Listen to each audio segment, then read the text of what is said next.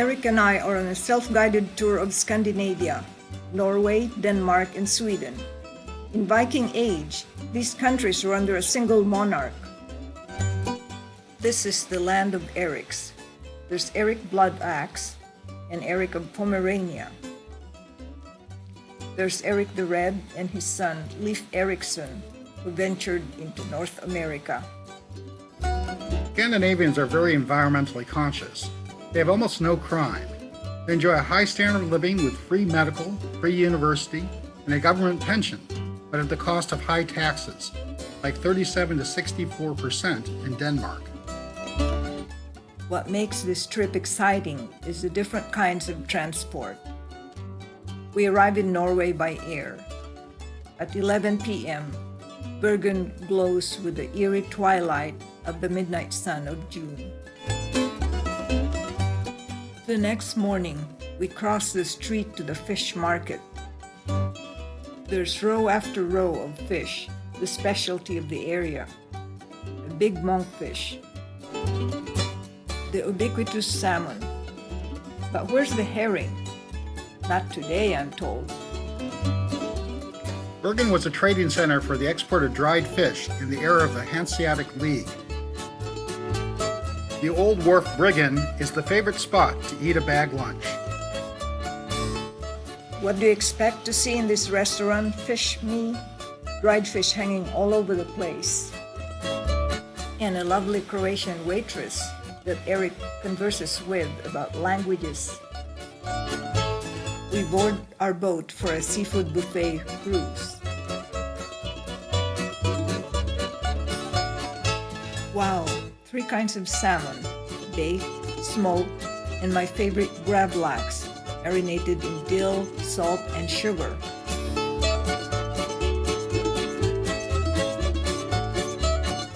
This is the lovely scene of Bergen, with houses perched on the mountain, like San Francisco. And these are the faces of Norway.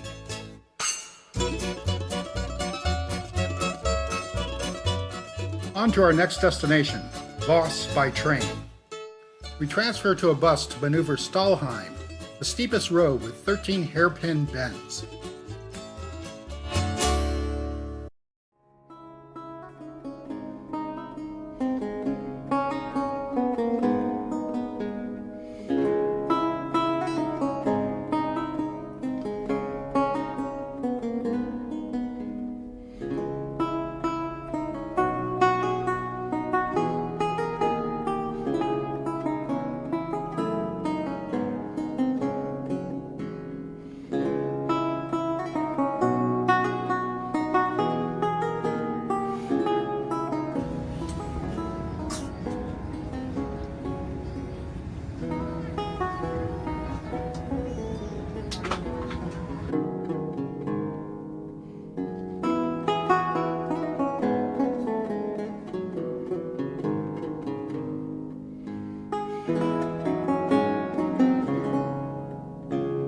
After a final descent, Eric and I make a beeline to the Viking village.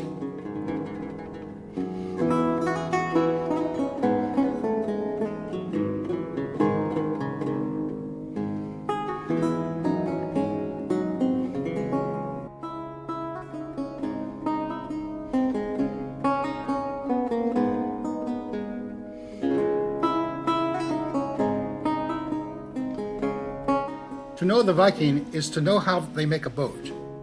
A Viking boat is made of 36 feet of wood, has a curved top that overlaps with the bottom to make it rigid, yet flexible, for speeds of 40 knots and for weathering violent storms. For weapons, the spear is what gives them the Viking spirit to keep the family alive. Their sword is flexible and light, to which is added carbon from the burning of bones to make it strong. The Danish Vikings are the better warriors with better equipment. The Vikings have 72 gods. The most popular are Odin and Thor. Odin sacrificed one eye for wisdom. Thor gets more respect as the protector. The cracking of the skull creates thunder, and striking the metal helmet creates lightning. Frey is the god of fertility and birth. His sister Freya is the goddess of love and beauty. The Vikings are masters of the sea. They use no compass and stay close to land. They know about the wind, waves, fish, and birds. After learning about the Vikings' daring adventures, we venture boldly into the unknown, not knowing what to expect with our boat ride. We are now cruising the Sognefjord, the longest and deepest fjord in Norway. It stretches out to 125 miles and shades from brilliant blue to turquoise.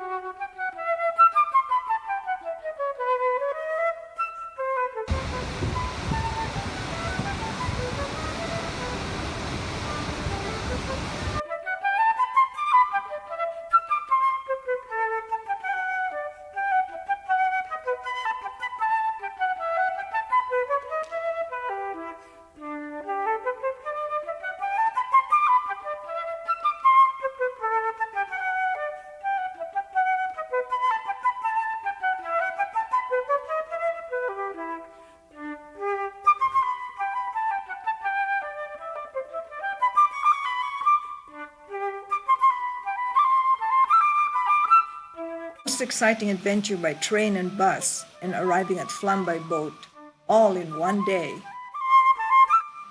This village is surrounded by steep mountains and a river. The Fretheim Hotel is owned by Lord Wigram, a wealthy Englishman who used to fish here. We walk to the Aegir Brew pub because Vilma has to see this Viking-inspired pub with dragon heads, carved decor, and 27-foot chimney.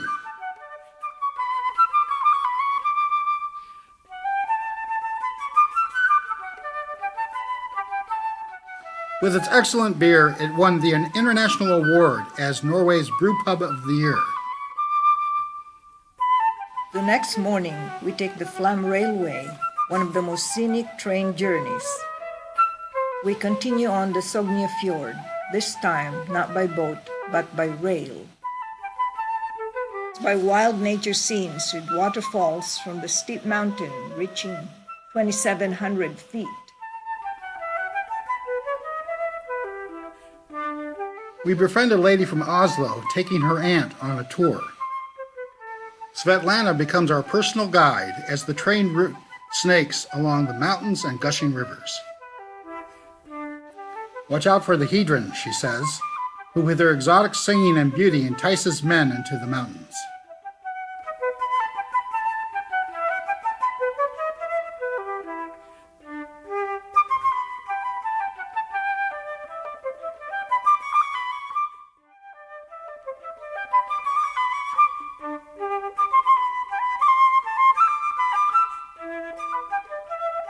These mighty rivers provide power for the village and for this train.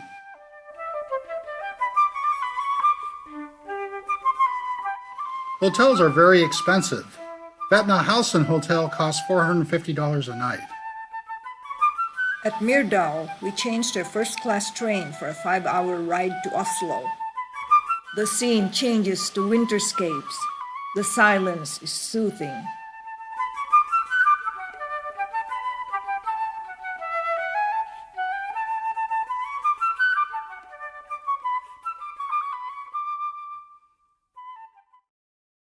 In Oslo, our prime target is the Viking Ship Museum. At the entrance, the Oseberg ship looms majestic at 72 feet, 90% intact after 1,000 years. Queen Asa and her daughter were buried in beautiful sleighs with silk and pearls from China.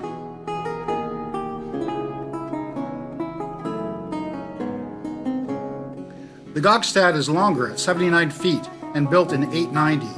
It carries a local chieftain with 3 small boats and 64 shields. The museum built a balcony so you can have an aerial view and marvel at how they were built. This animal head post at the bow is used for protection. Note the Vikings' woodcarver's skill. In 982, a fiery tempered Eric the Red heard rumors of land to the west. Happily, he found Greenland, with deep fjords, steep land, and lush pastures like his homeland.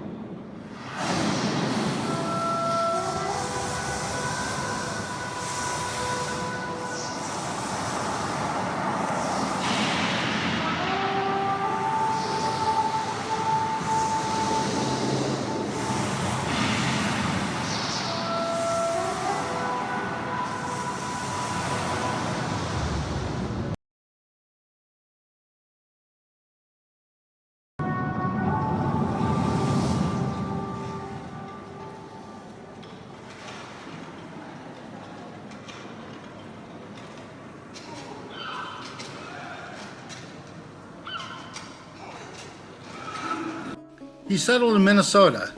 This is where the name Minnesota Vikings came from.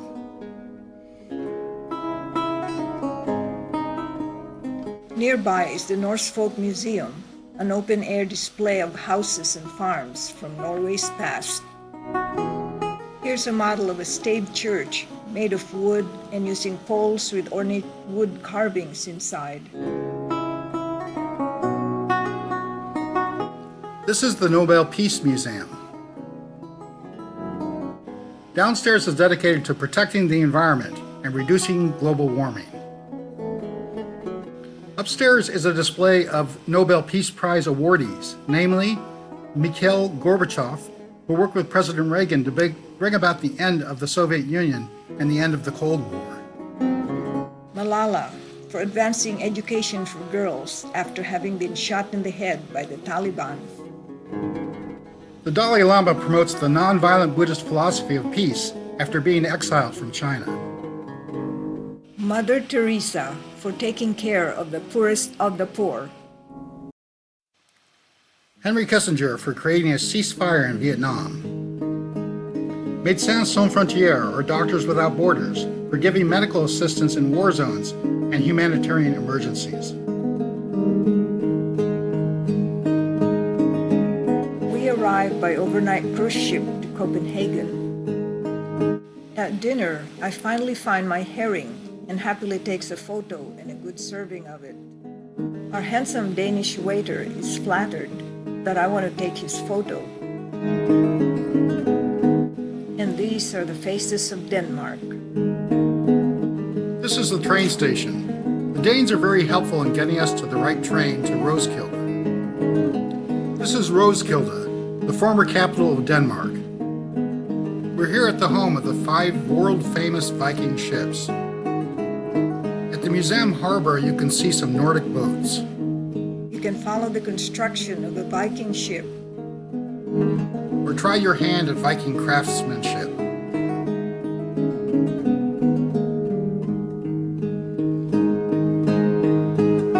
Go sailing in Roskilde Fjord in a traditional wooden boat, for a mere 50 feet of confined still waters. The Roskilde Cathedral is the burial place of the Danish royal family.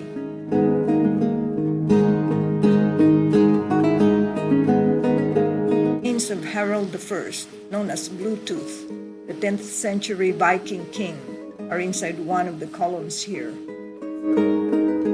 Speaking of Vikings, here's a horny Viking. Do you know that the Viking's helmet with horns is a myth? Because it is not practical in warfare. The next morning we board this Viking bus and are thoroughly entertained by our guide Jens with his humor. This is The Little Mermaid, a fairy tale by Hans Christian Andersen. It was made into a ballet. Edward Ericsson, the sculptor, fell in love with the ballerina and asked her to pose for the statue. The Little Mermaid was so popular that she lost her head twice and went to China once. We visit the Amalienborg Castle. It has 4 identical buildings. Margaret II is the reigning queen of Denmark. Where's her palace? Look for the one with the most chimneys, as she is a smoker. Under the nose of King Friedrich V on horseback, we stand in wait for the changing of the guards.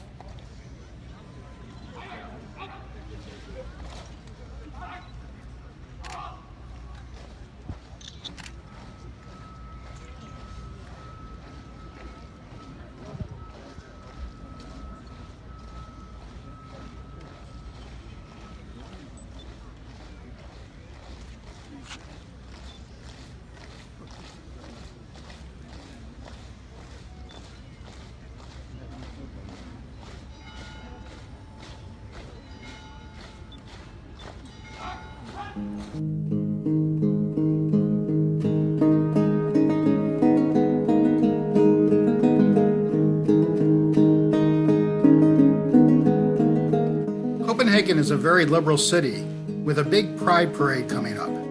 Right ahead is a free town that sells contraband. It is named Christiania. Here, 62% ride a bike. 30% own a car but only use it 8% of the time because they have excellent public transport. The tax is high, that's why everything is very expensive. This is New Haven, or New Harbor, which is not new at all, except at the beginning.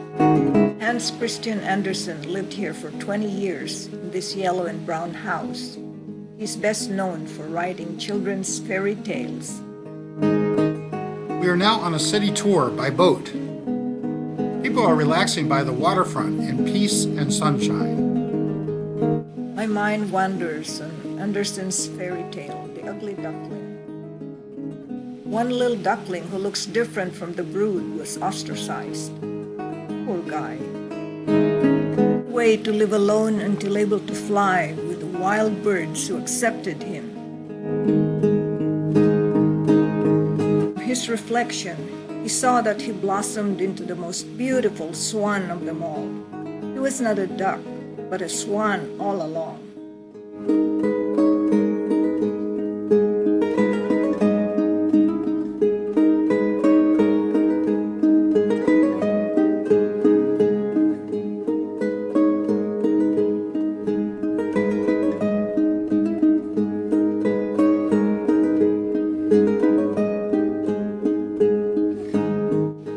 To visit Hans Christian Andersen's museum.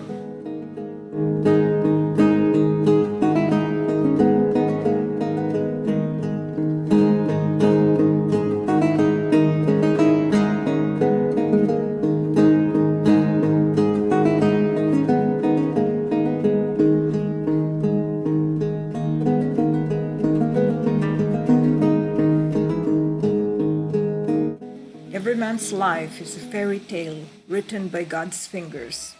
Hans Christian Andersen. Around the corner is the Tivoli Gardens.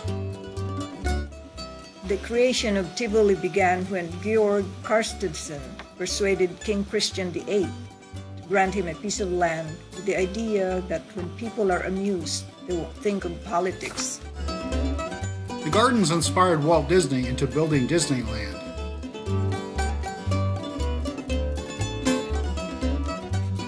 It has rides for the kids.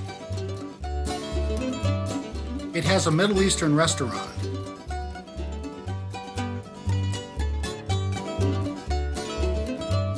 For dinner, let's try out typical Danish fare, roast pork, and a fish called char, which is charbroiled.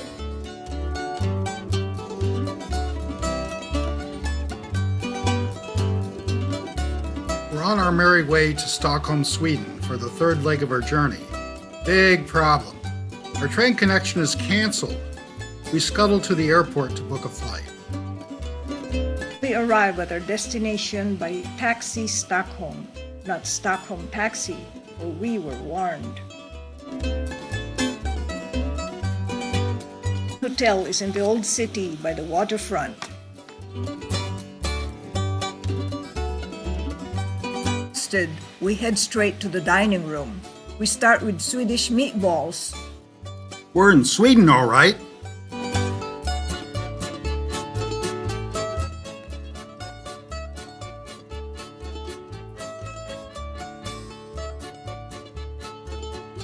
Each morning, I love to watch a parade of two-wheelers along the bicycle lanes, with the inside lane for fast riders. I even see some suits on the way to work.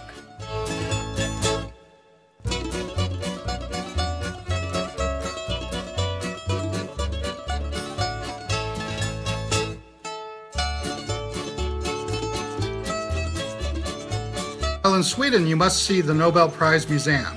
Sweden is the home of Alfred Nobel, who together with his father discovered dynamite from nitroglycerin, later adding diatomite to make it safer. He made a fortune with dynamite, but had no wife, no children, no heir. Nobel had a novel idea, and a noble one too, to reward the courage and creativity of the laureates whose ideas changed the world. Vilma, the chemist, roots for the chemistry awards. Her idol is Marie Curie.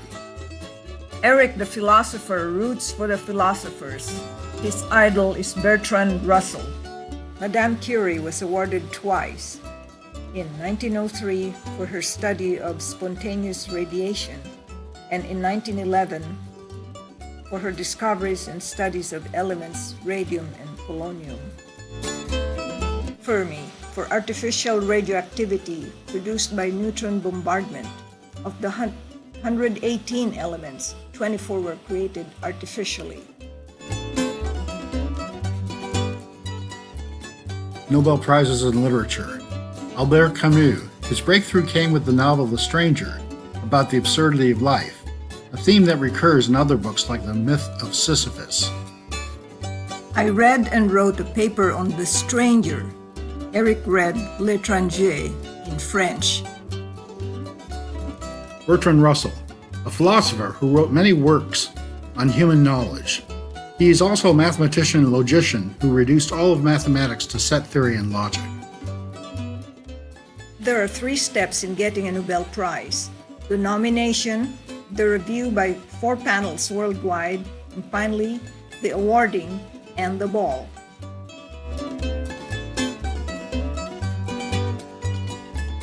Nobel Prizes in Physics. Einstein, of course, for his work on the photoelectric effect.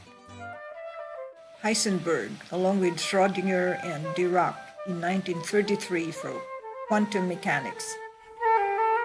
Lorentz from UC Berkeley for inventing the cyclotron. Higgs finally received a Nobel Prize for his discovery of the Higgs boson, the particle that gives mass to everything. Bohr for elucidating the structure of the atom. Nobel Prizes in Biology and Medicine. Francis Crick, along with James Watson and the seldom mentioned Rosalind Franklin, discovered the structure of DNA.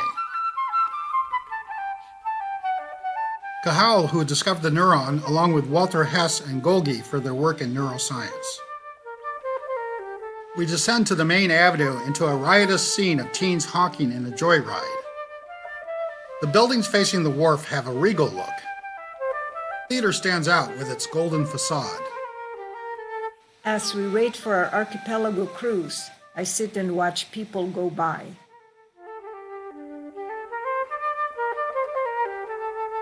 The edible country, that's the new Sweden. The food sourced from wild ingredients for a healthier lifestyle is the rage these days. Aboard our cruise boat, Vilma orders seared salmon and bouillabaisse broth with potato cake and fennel. Eric orders potato dumplings stuffed with seasonal mushrooms and mature cheese. topped with lingonberries and brown butter. Now we sit back and absorb the changing water scenes of the best archipelago cruise in Scandinavia.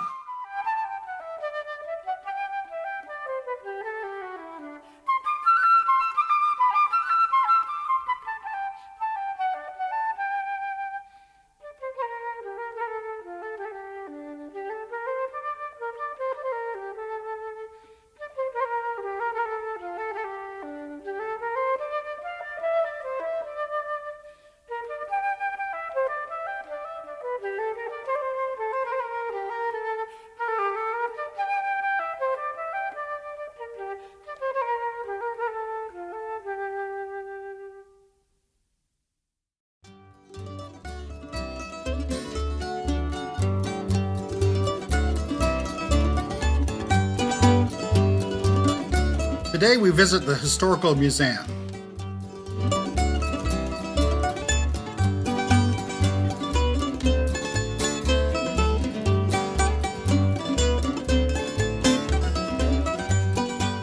The doors are the winning piece in a competition. The left door represents the pagan era with Odin, while the right door depicts Ansgar and the Christian era.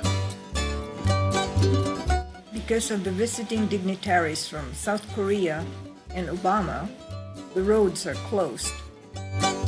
We are stuck in our hotel, but out of sheer luck, a taxi driver comes to pick up his passengers who didn't show up.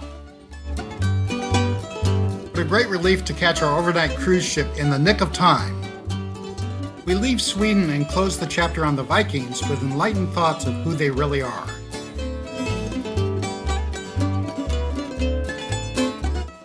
Though they undeniably were raiders and plunderers of churches and coastal communities, the Vikings formed a sophisticated Scandinavian culture. There were traders reaching as far as Russia, explorers as far as North America, 500 years before Columbus, in search of greener pastures to feed their growing population. There were poets of verse and prose sagas of great power, and artists creating works of astonishing beauty.